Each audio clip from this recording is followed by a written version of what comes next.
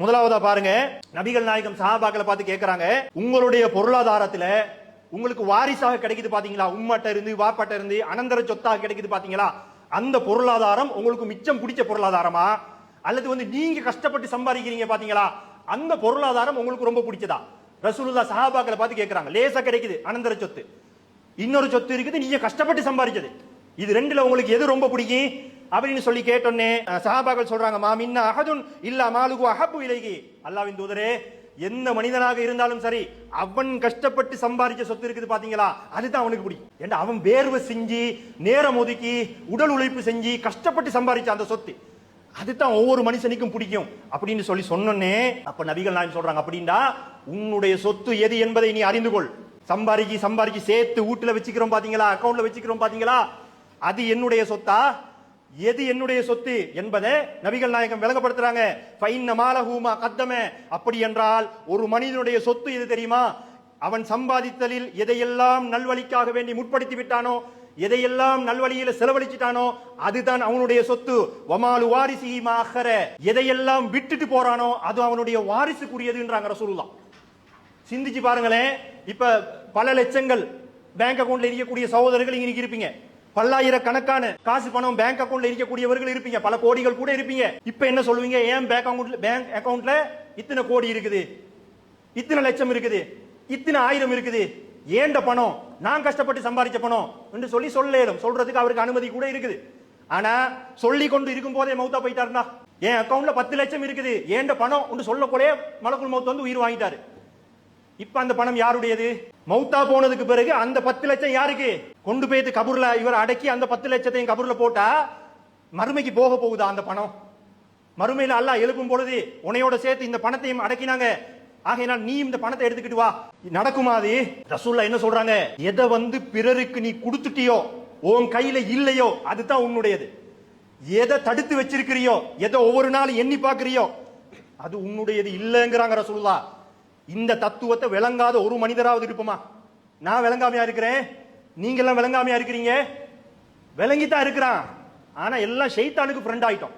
அல்லாஹ்வுடைய நேசர்களாக இருக்கிறதுக்கு பதிலா ஷைத்தானுடைய ஃப்ரெண்டாக நாங்க ஆகிட்டோம். அதுதான் பிரச்சனை. அவன் என்ன செய்யறான், ஷைத்தானு யஇதுகுமுல் ஃபக்ர, நாங்க குடுக்குறதுக்கு ஏன் கஷ்டமா இருக்குதுண்டா, ஷைத்தான் பஞ்சத்தை ஏவுவான், வறுமையை ஏவுவான், கொடுக்கும் போது கொடுத்துறாதே.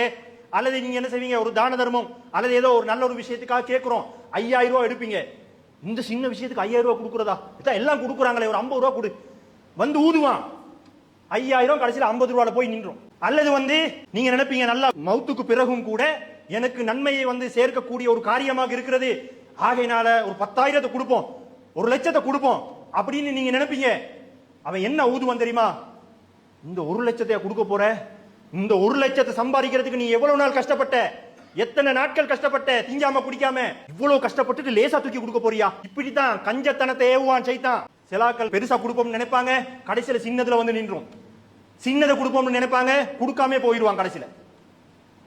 அப்ப நபிகள் நாயகம் என்ன சொல்றாங்க, எதை நீ நல்வழியில செலவழிச்சிட்டியோ, எது உன் கையில இல்லையோ அதுதான் உன்னுடைய பொருளாதாரம். நாளைக்கு மறுமையில அதுதான் வரப்போகுது. அல்லாஹ் தஆலா நம்முடைய பட்டியல்ல அதைத்தான் பதிய போறானே ஒழிய, எதை நம்ம வச்சுட்டு போறோமோ அது கெட்ட பட்டியலால பதிவான். கெட்ட பட்டியல்ல பதிஞ்சு ஜக்காத்து கொடுத்தியா, நல்வழியில செலவழிச்சியா, தான தர்மங்கள் செஞ்சியா கேட்பான். அப்ப படிப்பினை பெறக்கூடிய மூமின்களாக இருந்தா நம்ம என்ன செய்யணும், இதெல்லாம் நல்ல மண்டைக்கு எடுத்துக்கிறோம், எடுத்துக்கிட்டு நல்வழியில செலவழிக்க கூடாது. கஞ்சத்தனம் காட்டினா நமக்கு தாங்க கஞ்சத்தனம் காட்டிக்கிறோம். ஏன் பேங்க் அக்கவுண்ட்ல கொண்டு போயிட்டு சல்லி டிபாசிட் பண்ண நான் கஞ்சத்தனம் காட்டுவேனா? ஏன் பேங்க் அக்கவுண்ட் அதுக்கு கொண்டு போயிட்டு சல்லி டிபாசிட் பண்றதுக்கு நான் கஞ்சத்தனம் காட்டுவேனா? காட்ட மாட்டேன். ஏன் பேங்க் அக்கவுண்ட் எவ்வளவு உண்டாலும் டிபாசிட் பண்ணுவேன். இந்த உலகத்து பேங்க் அக்கவுண்ட்ல டிபாசிட் பண்றதுக்கு கஞ்சத்தனம் காட்ட மாட்டேங்கிறோம், அந்த மறுமை பேங்க் அக்கவுண்ட்காக வேண்டி டிபாசிட் பண்றதுக்கு கஞ்சத்தனம் காட்டுறோம். உண்மையா இல்லையா? இது சிந்திச்சு பாத்துக்கிறங்க. இது சஹீஹ் புகாரியில் 6442வது ஹதீஸாக இடம்பெற்றிருக்கிறது. ஒரு நபித்தோழர் சொல்றார், நான் நபிகளாருடைய சன்னிதானத்துக்கு போனேன், நபிகள் நாயகம் சூரத்து தகாசுரை ஓதி கொண்டிருந்தார்கள். அல்ஹாக்கு முத்தகாசுர் என்ற சூரா, இதை ஓதி கொண்டிருந்தார்கள். அது என்ன அல்லாஹ் சொல்றான், அல்ஹாக்கு முத்தகாசுர், மேலும் சம்பாதிக்கணும், அதிகம் சம்பாதிக்க வேண்டும், அதிகம் சம்பாதிக்க வேண்டும் என்ற மனிதனுடைய இந்த எண்ணம் அவனை கவனமற்றவனாக ஆக்கிவிட்டது. இந்த ரமலான்ல கூட பொதுவா ஏனைய மாதங்கள்ல நம்ம இபாதத் செய்வதற்கு முயற்சி செய்வதை விட ரமலான் மாதத்துல அதிக முயற்சி செய்யறோமா இல்லையா?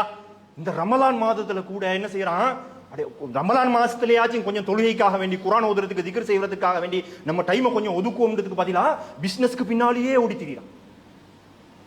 ஏனைய மாதங்களை விட குறிப்பான சில தொழில் இருக்குது, இந்த புடவை கடை வச்சிருக்கிறது, இந்த மாதிரி ஆனாக்களுக்கு ரமலான் மாதத்துல அதிக வருமானம் வரும். அதிகமான தொழில் வாய்ப்பு இருக்கக்கூடிய விஷயம் ரமலான் மாதத்துல என்ன செய்வாங்கடா, எல்லாத்தையும் மறந்துட்டு அந்த காசுக்கு பின்னாடியே ஓடி திரிகிறது. ஏப்பா தொழுகை நோண்டு இருக்குது, மஷர் நோண்டு இருக்குது, கேலி கணக்கு நோண்டு இருக்குது தான், இருந்தாலும் என்ன புள்ள குட்டி இருக்குது, பொண்டாட்டி இருக்குது, அவங்களுக்கு ஏதாச்சும் சேர்த்து வச்சுட்டு போகணுமா இல்லையா? ஏப்பா அவனுக்கு சேர்த்து வைக்கிறதுக்கு ட்ரை பண்ற, ஓ மறுமைக்காக வேண்டி நீ எதை சேர்த்த? அவங்களுக்காக வேண்டி உழைக்கிற ஓ மறுமை, ஓம் பட்டியல் எடுத்தா ஃபுல்லா பிளாங்கா இருக்குமே, நன்மை பட்டியல் ஃபுல்லா காலியா இருக்குமே. எந்த பிள்ளைக்காக வேண்டி சேர்த்தியோ அந்த புள்ள பேசுவானா எழும்பி, அல்லாஹ் யாரெல்லாம் என் பாப்பா தொழல, காரணம் என்னன்னா எனக்காக வேண்டி சம்பாதிக்கிறதுக்கு ஓடினாரு, வாப்பட பாவத்தை ஏன் தலையில அடிச்சு என்னை அனுப்பு நரகத்துக்குன்னு சொல்லுவாரா? மனைவி பேசுவாங்களா? உம்மா அப்பா பேசுவாங்களா? அப்ப நம்ம விளங்கணும், அது அவங்களுக்குரிய ஹக்கு. அதையும் செய்யறதோட நமக்கும் சேர்த்துக்கிறோம் மறுமைக்காக. அவ நபிகள் நாயகி இதை ஓதிட்டு என்ன சொல்றாங்க தெரியுமா? யகூலு புனு ஆதம மாலி மாலி, மனிதன் என்னுடைய பொருளாதாரம் என்னுடைய சொத்து என்று சொல்கிறான். வஹல்லக யபுன ஆதம், மனிதா உன்னுடைய உண்மையான சொத்து எது தெரியுமா? இல்லாம அக்கல் தஃபாஃப்னைத, எதை நீ உண்டு கழித்து விட்டாயோ அது உன்னுடையதுங்கறாங்க ரசூலுல்லாஹ்.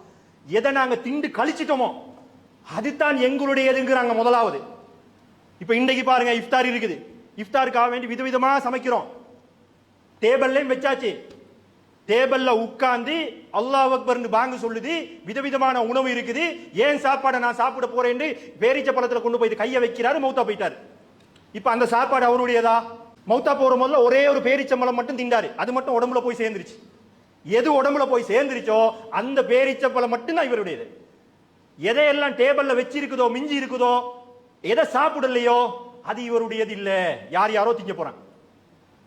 நபிகள் நாயகம் சொல்றாங்க, இல்லாம அக்கல்த ஃபாஃப்னைத, எதை நீ உண்டு கழித்து விட்டாயோ, உடம்புல சேர்ந்துருச்சோ அதுதான் உன்னுடையது. திங்கிறதுக்கு இன்னும் வெயிட் பண்ணிட்டு இருக்கிறியோ அது ஓண்ட இல்லண்டாங்க ரசூலுல்லாஹ். சிந்திச்சு பாருங்க உண்மையா இல்லையாண்டு.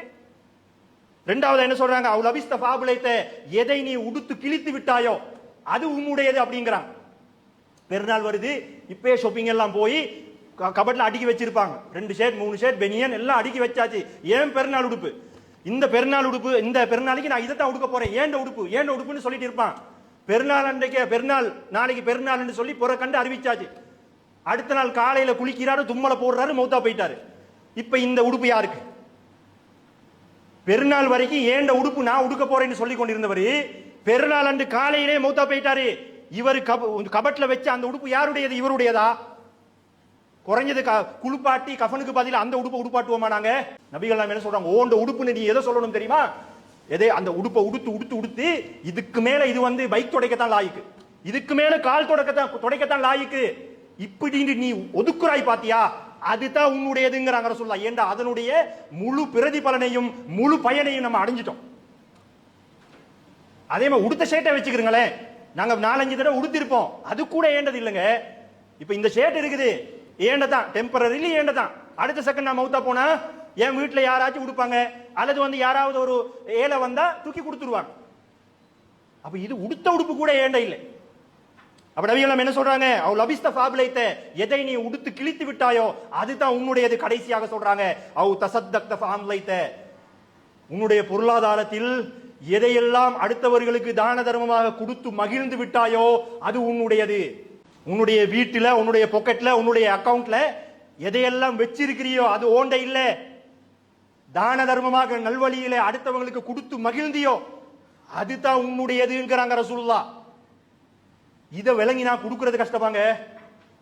எவ்வளவு கேட்கிறோம், எவ்வளவு நல்வழிகளுக்கு பயான் நிகழ்ச்சிகள், இஃப்தார் நிகழ்ச்சிகள், கஞ்சி விநியோகம், இந்த மாதிரி சமுதாயத்துக்கு தேவையான பணிகளுக்காக அள்ளி கொடுங்கன்னு சொன்ன கிள்ளி கூட கொடுக்குறாங்கல்ல இந்த காலத்துல. முதல்ல கிள்ளியாச்சும் கொடுப்பாங்க, இப்ப கிள்ளி கூட கொடுக்கறது இல்ல. வசூல் என்பது அப்படியே குறைஞ்சு போச்சு. நல்வழியில எனக்கு தாங்க ஏன் வீட்டு செலவு கொண்டா கேட்கிறோம், மார்க்க பணி செய்ய போறோம் கொடுங்கப்பாண்டா, கொடுக்கிறதுக்கு மனசு வாரமா இருக்கு. அல்லாஹ் வயலுள்ளில் காசியத்தி குலூபுகும், எவருடைய உள்ளம் இறுகி போச்சோ அவனுக்கு நாசம் தான் அல்லாஹ். கொடுக்கறதுக்கு மனசு வரணுமா இல்லையா? எவனுடைய உள்ளம் இறுகி போச்சோ, காட்சி போச்சோ, அவனுக்கு கொடுக்கறதுக்கு மனசு வராது. அந்த மாதிரியான உள்ளங்கள் யாருக்கு இருக்குதோ அவனுக்கு நாசம் தான்ட்டான்லாம். ஏன்னா கொடுக்கறதுக்கு இங்க தானே தூண்டணும், இது தூண்டணும். இதை தூண்டினா தான் கொடுப்பான். தூண்ட மாட்டேங்குது. ஏன்? காட்சி போச்சு, மறந்து போச்சு. நல்வழியில கேட்கிறாங்க, கொடுப்போம்ப்பா, எனக்கு அந்த நன்மை வரும், நாளைக்கு சொர்க்கம் போறதுக்கு இதெல்லாம் வாய்ப்பாக அமையும், கொடுப்போம்னு சொல்லி இது தூண்டுதில்லையே. அப்ப புரிஞ்சுக்கிறோம். இது சஹீஹ் முஸ்லிம்ல 2958வது ஹதீஸாக இடம்பெற்று